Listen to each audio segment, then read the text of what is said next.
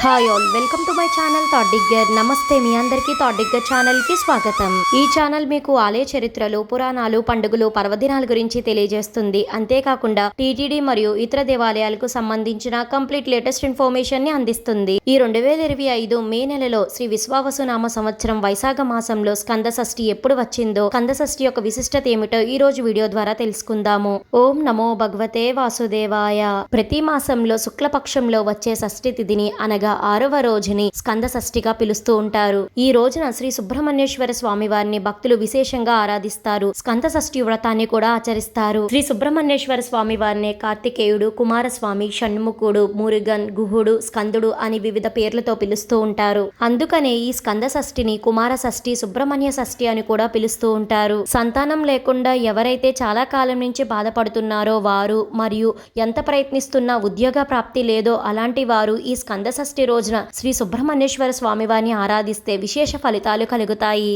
అలానే కుజదోషం, నాగదోషం, కాలసర్ప దోషాలతో ఎవరైతే బాధపడుతున్నారో అలాంటి వారు ఈ రోజున కుమారస్వామి వారిని ఆరాధిస్తే విశేష ఫలితాలు కలుగుతాయి. శ్రీ విశ్వావసునామ సంవత్సర వైశాఖ మాసం 2025 మే 2వ తేదీ శుక్రవారం మధ్యాహ్నం 2:42 శుక్లపక్ష షష్ఠి తిథి ప్రారంభమై ఆ మరుసటి రోజు మే 3వ తేదీ శనివారం మధ్యాహ్నం 1:20 శుక్లపక్ష షష్ఠి తిథి ముగుస్తుంది.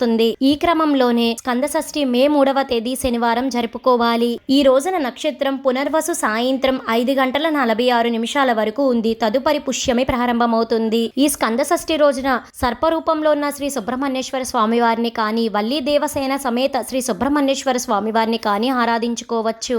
ఈ రోజున నైవేద్యంగా చిమ్మిలి, చలిమిడి, పాలు, పండ్లు, కొబ్బరికాయ సమర్పించడం ఎంతో మంచిది. స్వామివారిని చెంగల్వ పుష్పాలతో పూజించడం మంచిది. చెంగల్వ పుష్పాలు లేని వారు తెల్ల పుష్పాలతో గాని, ఎరుపు పుష్పాలతో గాని పూజించవచ్చు. ఈ స్కంద షష్ఠి రోజున స్కంద షష్ఠి కవచం, స్కంద పురాణం, శ్రీ సుబ్రహ్మణ్యేశ్వర స్వామి వారి కరావలంబ స్తోత్రాన్ని పఠించడం మంచిది. వీటిని పఠించలేమో అనుకునేవారు శ్రీ సుబ్రహ్మణ్యేశ్వర స్వామి వారి అష్టోత్తర శతనామవళిని పఠించవచ్చు.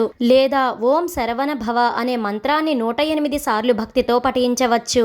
తెలుసుకున్నారు కదండి, ఈ 2025లో మే నెలలో సుబ్రహ్మణ్య షష్ఠి, స్కంద షష్ఠి ఎప్పుడు వచ్చిందో. ఈ వీడియో మీకు ఎంతగానో ఉపయోగపడుతుందని అనుకుంటున్నాను. మీ సపోర్ట్ కోసం ఈ వీడియోని లైక్ చేసి షేర్ చేయండి. ఇలాంటి మరెన్నో వీడియోస్ కోసం థాట్ డిగ్గర్ ఛానల్ ని సబ్స్క్రైబ్ చేసి అక్కడ ఉన్న బెల్ ఐకాన్ క్లిక్ చేయండి. ఓం నమో నారాయణాయ. Thank you for watching.